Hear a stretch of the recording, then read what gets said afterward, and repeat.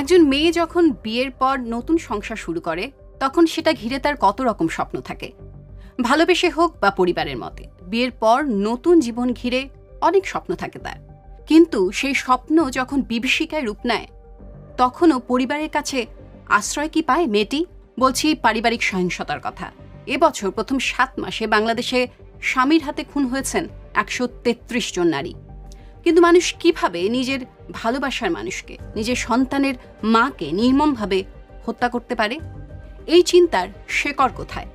আমরা শুনবো সাধারণ মানুষের কথা। আর আমি অমৃতা পারভেজ আছি আপনাদের সঙ্গে। আমাদের সঙ্গে আলোচনায় যোগ দিচ্ছেন বাংলাদেশ মহিলা পরিষদের সভাপতি ফাউজিয়া মুসলিম এবং যুক্তরাজ্যের হাল ইউনিভার্সিটির শিক্ষক ও গবেষক লুবনা ফেরদৌসী। প্রথমে আমি ফৌজিয়া আপার কাছে জানতে চাই, ফৌজিয়া আপা, আপনি তো দীর্ঘদিন ধরে এসব ঘটনা নিয়ে কাজ করছেন, সহিংসতার ঘটনা নিয়ে কাজ করছেন। উচ্চবিত্ত, মধ্যবিত্ত এবং নিম্নবিত্ত পরিবারের মধ্যে এই সহিংসতার ধরনে কি কোনো পার্থক্য আছে? ধন্যবাদ অমৃতা। আমাদের অভিজ্ঞতা বলে এটা একরকম নয়, একই রকম। এটা উচ্চবিত্ত পরিবারেও যেরকম হয়, মধ্যবিত্ত পরিবারেও সেরকমই হয়, নিম্নবিত্ত পরিবারেও সেরকম হয়। তফাৎটা হচ্ছে যে নিম্নবিত্ত পরিবার এটাকে যতটা প্রকাশ করে, উচ্চবিত্ত ততটা প্রকাশ করতে আগে আসে না। নানাভাবে সেখানে বাধাপ্রাপ্ত হয়। উচ্চবিত্ত মানে তাদের সাংস্কৃতিক চিন্তার থেকে যেমন বাধাপ্রাপ্ত হয়, তেমনি টেকনিক্যালি নানাভাবে বাধা দেওয়া হয়। আর মধ্যবিত্ত তো আরো মাঝখানে থাকে, তারা দুইভাবে বাধাপ্রাপ্ত হয়। কাজে ধরনগুলোর কিন্তু কোনো তফাৎ নাই, ফৌজিয়া আপা, আপনার এই ধরনগুলো কথার এক। সূত্র ধরে আমি একটু লুবনার কাছে আসতে চাই। লুবনা, আমি ফৌজিয়া আপা বলছিলেন যে এই যে পারিবারিক যে সহিংসতা, সামাজিক এবং সাংস্কৃতিক দিকগুলোর কারণেই আসলে ধরনগুলো ঠিক একই, উচ্চবিত্ত, মধ্যবিত্ত এবং নিম্নবিত্তের। তো আমি আপনার কাছে একটু জানতে চাই যে এই যে সামাজিক সাংস্কৃতিক কারণগুলো, এগুলো আসলে একটু বিস্তারে যদি আপনি বলেন যে কি আসলে এই পারিবারিক সহিংসতার দিকে পুরুষদেরকে ঠেলে দিচ্ছে। হুম। ধন্যবাদ আপনার প্রশ্নের জন্য। আহ, প্রথমত একটা আহ, আমি তাত্ত্বিক বিশ্লেষণে যাব এবং সাথে সাথে আমি বাস্তব অভিজ্ঞতা এবং উদাহরণকেও সেই সঙ্গে আমি সম্পৃক্ত করব। তো সমাজ যখন ওয়াইফ ডিসিপ্লিন বা ফ্যামিলি অনারকে একটা নর্মে পরিণত করে, আমরা তত্ত্বে বলি, তখন ব্যক্তিগত নির্যাতনকে আমরা সামাজিক রুটিনের অংশ ভাবি এবং এটাই হচ্ছে স্ট্রাকচারাল ভায়োলেন্স বা কাঠামোগত নির্যাতন। আহ একটু তাত্ত্বিকভাবে বলি যে পরিবার ও স্কুলে শিশুদের সামাজিকীকরণ এমন ভাবে হয় যে মেয়েকে নাটকীয়ভাবে নিটোল করা হয়, আত্মপরিত্যাগ, শোষণ মেনে নেওয়া। আহ মানে এই বিষয়গুলো পরিবার মেয়েটাকে নর্মাল করে তোলে। মানে পরিবার থেকে তোমাকে এই শিক্ষাটা আসে যে একজন মেয়েকে এগুলো সহ্য করে থাকতে হবে, যদি একটু তাকে নির্যাতন করা হয় সেটা মেনে নিয়েই কাজ করতে হবে। হ্যাঁ, সেটা হয় একদম ছোটবেলা থেকে, স্তরে স্তরে। এবং কাঠামোগত ভায়োলেন্সটা আমরা এখানে বলছি যে খুব ছোটবেলা থেকে, যেটা জন স্টুয়ার্ট মিল বলেছেন দ্য সাবজেকশন অফ উইমেন বইতে, যে যেভাবে একটা মেয়ে সামাজিকীকরণ প্রক্রিয়ার মাধ্যমে বড় হয়, সে অনেক বেশি শেখে যে সে একজন ইনফেরিয়র। আর একটা ছেলে শেখে সে হচ্ছে সুপিরিয়র। সে হচ্ছে ওই পুরুষ শাসিত পরিবারটিতে সে দেখে যে তার বাবা হচ্ছে ক্ষমতা কেন্দ্রবিন্দুতে, সে সেভাবেই নিজেকে গড়ে তোলে এবং পরিবারও সেভাবে মেয়েটাকে, এবং ছেলেটা ছোটবেলা থেকেই তাদের, ছেলের ভয়েস অনেক উপরে থাকে, মেয়ের ভয়েস কমে যায়। স্কুলেও সেই জিনিসটা প্র্যাকটিস হয় এবং আস্তে আস্তে করে যখন তারা আহ, আহ, বাহিরে যায়, সমাজে যায় কিংবা বিয়ের পরে যায়, সবকিছু ওই যে নর্ম যেটা ফ্যামিলি থেকে শেখে, প্রতিটা স্তরে স্তরে তারা আসে, সেইভাবেই জিনিসটাতে তারা অনেক বেশি অভ্যস্ত হয়ে যায়। এবং এইটা হচ্ছে একটা সাইকোলজিক্যাল দিক, যে যখন আমি নিজেকে ইনফিরিয়র ভাববো, আমি সেখানে কখনোই আমার সম্মানটাকে আমি আদায় করতে পারবো না। একটা ছেলে সেই সম্মানটা মেয়েটাকে দিতে পারে না। দিতে পারে না ঠিক না, যেভাবে সে সুপিরিয়র, সে মনে করে যে আমার এটা অধিকার। অধিকার এবং দেওয়া দে উচিত টেক না। Hmm. They take it for granted, hmm. যে ও তো এমনই থাকবে। জাতীয় জরুরি সেবা 999 এর তথ্য অনুসারে গত জানুয়ারি থেকে 15 আগস্ট পর্যন্ত 8.5 মাসে নারী নির্যাতনের ঘটনায় 17,341টি কল এসেছে। এর মধ্যে পারিবারিক নির্যাতনের অভিযোগে কল এসেছে 9,746টি। এসব কলের মধ্যে শুধু স্বামীর বিরুদ্ধে নির্যাতনের অভিযোগ এসেছে 9,394টি। ফৌজিয়া আপা, যেসব পুরুষ এ ধরনের সহিংস কাজ করেন তাদের কি ছোটবেলা থেকে একটা ট্রমাও কাজ করে, নাকি তাদের পরিবারেও কি এই একই ধরনের ঘটনার সম্মুখীন হয়েছে, তারা সেটা দেখেই বড় হয়েছে এবং তাদের কাছে মনে হয়েছে যে এটা তো স্বাভাবিক, একজন পুরুষ একজন নারীকে মারবে? এ ধরনের ঘটনা কি আপনার অভিজ্ঞতায় দেখেছেন কিনা? আমি একটু আপনার কাছে কয়েকটা ঘটনার কথা শুনতে চাই। ঘটনার যে বড় বিষয় হলো, আমরা একটা গবেষণা করেছিলাম যে কিশোররা, মাঝখানে আমরা দেখলাম যে অনেক এই ধর্ষণ অপরাধের সাথে কিশোররা খুব জড়িয়ে পড়ছেন। তখন আমরা একটা গবেষণা করেছিলাম ঢাকা ইউনিভার্সিটি কেন্দ্রিক, যে এই যে ধর্ষণের মতো অপরাধের সাথে কিশোররা জড়িয়ে পড়ছে, এটা কেন হচ্ছে। এবং সেই গবেষণা কিন্তু আমাদের বলেছে যে এরা আগের থেকে নানাবিধ অপরাধের সাথে জড়িত থাকে। একবার একটা অপরাধ যে করে, দ্বিতীয়বার আবার একই অপরাধ সে করে। কাজে আমরা ধরে নিতে পারি যে এরকম একটা মানে অপরাধের সাথে থাকার ফলেই এরকম ধরনের আর একটা অপরাধ সে করতে পারছে। অনেক ক্ষেত্রে হয়তো মানে পুরুষের যে পিতৃতান্ত্রিক আচরণ, সেখান থেকে তার ক্রোধ সম্বরণ করাটাও একটা ভীষণ কঠিন কাজ হয়ে যায়। তার যে আধিপত্য দেখানোর যে সুযোগটা, সেই সুযোগেরটা যদি বাধাপ্রাপ্ত হয়, তখন সে এত রাগান্বিত হয়ে ওঠে যে তখন সে কি করছে সেটা সে বুঝতে পারে না। অনেক ক্ষেত্রে হয়, সবগুলো ক্ষেত্রে হয় সেরকমই বলছি না, এটাও হয়, হয়তো কোনো যৌক্তিক কারণ ছাড়াই সেরকম ঘটনা ঘটে। কাজেই সেক্ষেত্রে নারীর মধ্যে কি একটা মানে যেই নারীটা নতুন সংসারে যাচ্ছে, মানে সে তো একটা স্বপ্ন নিয়ে, ভালোবাসা নিয়ে যাচ্ছে, তখন যখন এ ধরনের সহিংসতার সে শিকার হয়, তখন কি মানে ওর মধ্যে আসলে ভয় কাজ করে, এজন্য সে বাধাও দিতে ভুলে যায় বা কারোর সাথে সেটা শেয়ার করতে পারে না? মানে কি ঘটে নারী, যেসব নারীদের কথা আপনি জেনেছেন বা তাদের সাথে কথা বলেছেন, তাদের সাথে প্রাথমিক ধাক্কাটা কিভাবে তারা মোকাবিলা করে আসলে? সম্প্রতি আপনারা যেটা দেখেছেন যে কে মেয়েটিকে যে হত্যা করা হলো 4টি বাচ্চা রেখে, সেখানে তো সেই মেয়ে যখন প্রথম গেছে এবং এ সমস্ত সমস্যা দেখেছে, সে কিন্তু চলে আসতে, কিন্তু তাকে পরিবার তাকে সাপোর্ট দেয় না। একবার বিয়ে হয়ে গেলে তখন অনেক ক্ষেত্রে মেয়েও মনে করে যে আমি কতটুকু মানিয়ে নিতে পারি, দেখে এটা আমার একটা অসম্মানের বিষয় হয়তো। আর পরিবার তো একেবারেই সাপোর্ট করতে চায় না এখনো পর্যন্ত, যে যতদিন পারো মানিয়ে চলো। এই মানিয়ে চলার পরিণতি আলটিমেটলি জীবনের সাথেই আহ, জীবন থেকে হারিয়ে যাওয়া হয়ে দাঁড়ায়। বেশিরভাগ ক্ষেত্রে সেরকম নয়, যে এরকম ঘটনায় যদি মেয়েটা আসতেও চায়, তাহলেও কিন্তু অনেক ক্ষেত্রেই, বেশিরভাগ ক্ষেত্রে পরিবার কোনো সাপোর্ট দেয় না। সেটাও কিন্তু আমাদের সমাজে যে একটা স্বামী স্ত্রীর কোনো কারণে আমার মনোমালিন্য হলে সেটাকে যে প্রপারলি ডিল করা, সেটা হয় না। আর একটা বিষয় আমার মনে হয় আমাদের এখানে একটা হচ্ছে, যেটা হচ্ছে আমাদের একটা পারিবারিক সুরক্ষা আইন করা হয়েছিল বোধহয় 2010।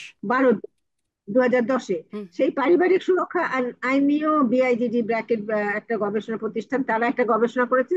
এই পারিবারিক সুরক্ষা কমিশনে, সুরক্ষা আইনের অধীনে এ পর্যন্ত একটি মাত্র মামলা হয়েছে। এই আইন বিষয়ে কেউই জানে না। কাজেই এই মানে একটা আইন হয়েছে, সেই আইনটাকে প্রয়োগ করা, সেটা বাস্তবায়ন করা, সেটার ক্ষেত্রেও কোনো উম, আহ, সুষ্ঠু ব্যবস্থাপনা সরকারের দিক থেকেও নাই।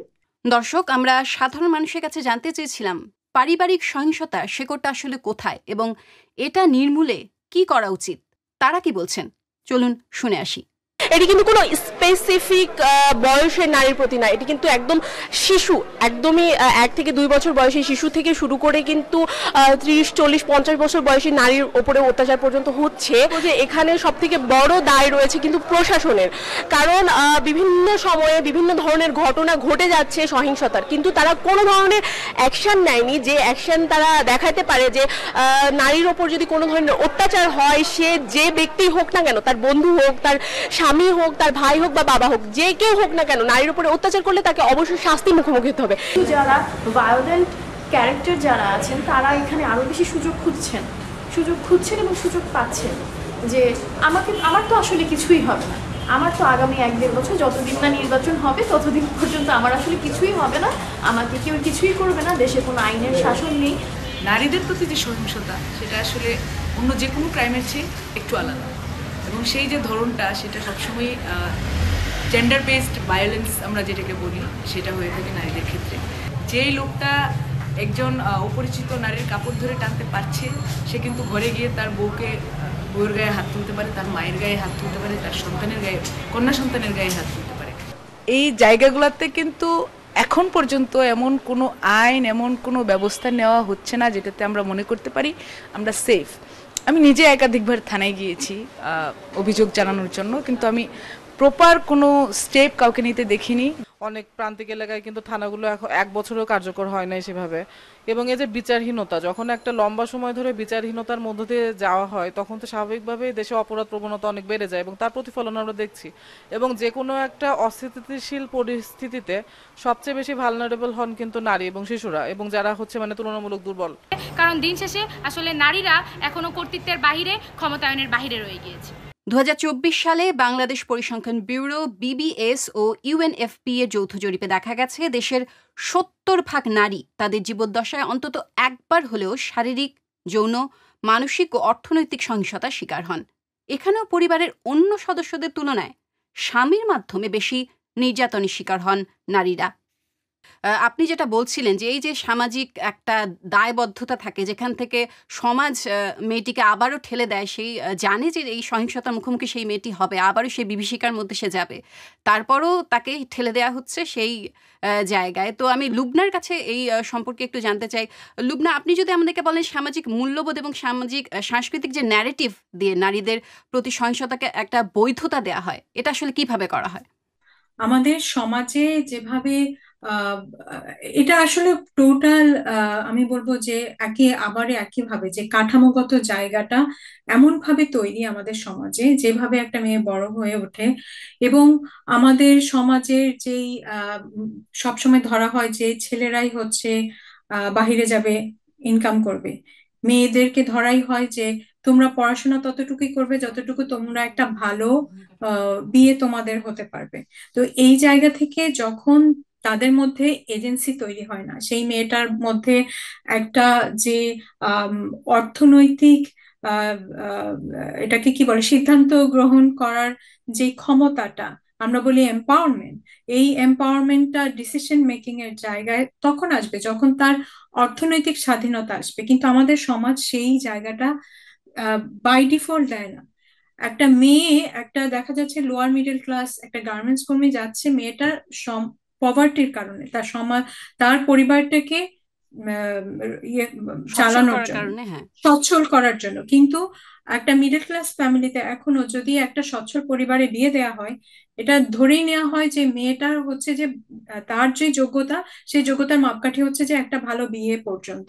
তারপরে তার সেই পরিবারে হাজবেন্ডের উপরে ডিপেন্ড করে, তার সংসার পালন, বাচ্চা কাচ্চা, ঘর সংসার, এই সমস্ত লালন পালন করবে। তো সমাজের যে মাইন্ডসেটটা, এই টোটাল জিনিসটাই অনেক বেশি মেয়েটাকে ভালনারেবল করে তোলে। তার যে পুরুষের মনস্তত্ত্ব কি আসলে এইটাই, মানে বেশিরভাগ পুরুষ এটাই চিন্তা করে যে একজন নারী সংসার সামলাবে এবং অন্য বাইরের কাজ করবে না, এবং তাকে যথাযথভাবে হচ্ছে নির্যাতন করা যাবে, এই কারণে যখন পান থেকে চুন খসবে, এই সাইকোলজি নিয়েই কি আসলে বেশিরভাগ পুরুষ থাকেন সমাজে? আপনার কি সেটাই মনে হচ্ছে? হ্যাঁ, এটা আমি ঠিক এইভাবে জিনিসটা বলবো না যে বেশিরভাগ পুরুষই এই জিনিসটা নিয়ে থাকেন, কারণ অবশ্যই অনেক পুরুষ আছে যারা হচ্ছে আমরা বলি যে তারা ফেমিনিস্ট এবং তারা নারীর অধিকার নিয়ে অনেক বেশি সচেতন এখনকার সময়ে। হ্যাঁ, তবে আপনি যদি বলেন সংখ্যাগত দিকে, তাহলে দুঃখজনকভাবে সত্যি যে এখনো আমাদের সেই সংখ্যাটাই বেশি যারা হচ্ছে নারীকে মনে করে এখনো পাওয়ার এবং কন্ট্রোলের যেই তত্ত্ব আমরা সামাজিকীকরণ বলি, যে সেইটাকেই তারা মনে করে যে এভাবেই নারীকে কন্ট্রোল করতে হবে, নিয়ন্ত্রণ করতে হবে, পাওয়ারটাকে রাখতে হবে। এবং এই টক্সিক ম্যাসকুলিনিটিটা আসলে তাদের যেই সামাজিকীকরণ, সেখান থেকে তারা শিখে আসে।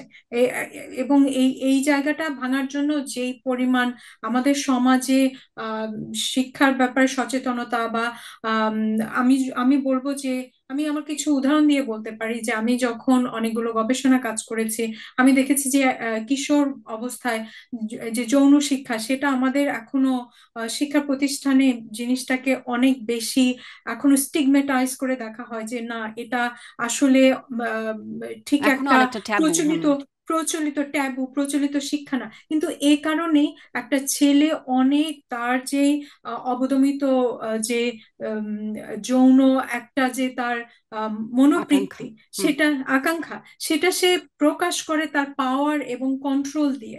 এবং তারা মনেই করে যে একটা নারীকে কন্ট্রোল করার মাধ্যমে তার সেক্সুয়ালিটিটাকে সে কন্ট্রোল করলো, যৌনতাকে সে কন্ট্রোল করলো, এবং এখান থেকে তার মধ্যে একটা টক্সিক ম্যাসকুলিনিটি, একটা পাওয়ার খাটানোর জায়গাটা অনেক বেশি তৈরি হয়। তো আমাদের এডুকেশনের যেই শিক্ষা ব্যবস্থা সেটা অনেক সেখানে আমাদের বেশি একটা পরিবর্তন আসা দরকার। আমি আবার ফৌজিয়া আপার কাছে যেতে চাই। ফৌজিয়া আপা, আপনি আইন নিয়ে বলছিলেন, আমি আপনার কাছে সেই প্রসঙ্গটাতেই আসতে চাচ্ছিলাম।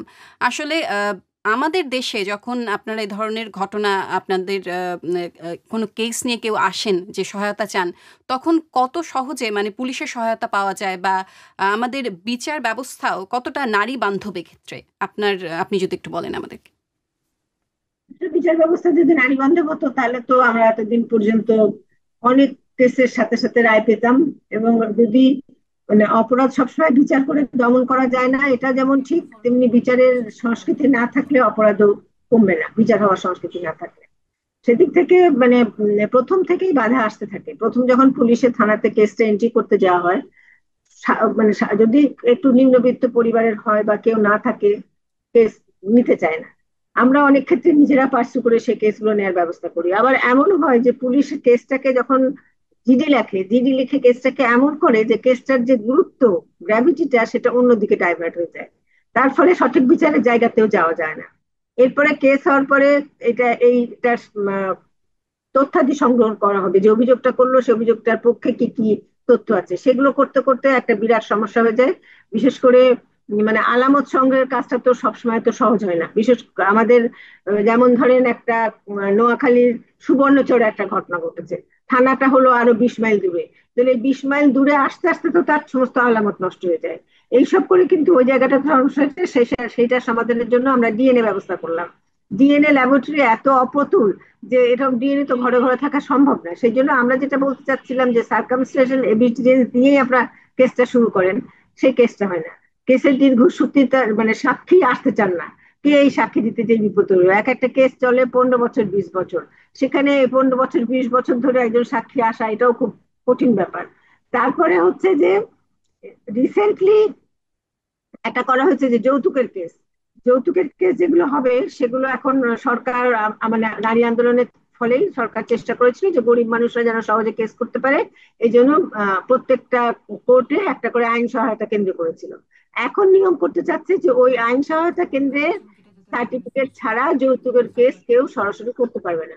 মানে কেস করার জায়গাটাকে আগে তো ছিল রায় বেরোতে দেরি হতো, ইয়ে করা যেত না, কেস নিচ্ছে না, তারপরও চাপ সৃষ্টি করে কেস করার একটা ব্যবস্থা করা যেত। এখন হচ্ছে আইনত ভাবেই কেস করতে যাওয়ার, তারপর মামলা করতে যাওয়ার সুযোগটা সংকুচিত করা হচ্ছে। কাজে সবকিছু মিলে বিচার ব্যবস্থাটা নারী বান্ধব নয়। আপনারা দেখে থাকবেন 2-3 দিন আগে একটা বিচারক একটা এমন মন্তব্য করেছে একটা ভিকটিমের বিষয়ে, সেই ভিকটিম এখন কেঁদে কেঁদে বেড়াচ্ছে। বিচারক তো সেন্সিটিভ না, জেন্ডার সেন্সিটিভ নন। ধন্যবাদ ফৌজিয়া আপা আপনাকে আমাদের সাথে যোগ দেওয়ার জন্য, এবং লুবনা আপনাকেও। আমাদের সময় স্বল্পতার জন্য অনুষ্ঠানটি এখানেই শেষ করতে হচ্ছে। প্রিয় দর্শক, আজকের আলোচনা থেকে অন্তত আমরা এটুকু বুঝতে পেরেছি যে পারিবারিক সহিংসতার মূল সমস্যার শেকড়টা আসলে কোথায়। বিচার ব্যবস্থার পরিবর্তন হয়তো একটা সমাধান হতে পারে, আর কি সমাধান হলে এই সমস্যার একেবারে শেকড় উপড়ে ফেলা সম্ভব, জানতে চাই আপনাদের কাছে। জানান মন্তব্যে। ভালো থাকবেন।